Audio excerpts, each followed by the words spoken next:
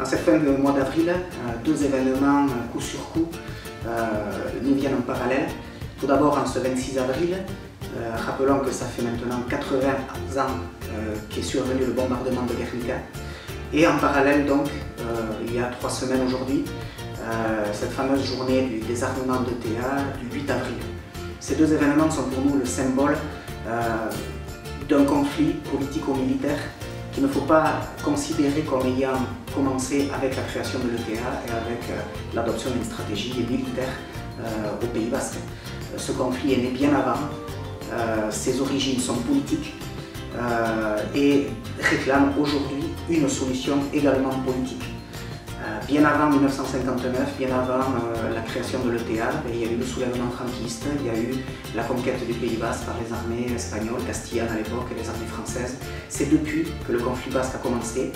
C'est au XIXe siècle qu'elle a commencé à se développer avec la création du nationalisme basque.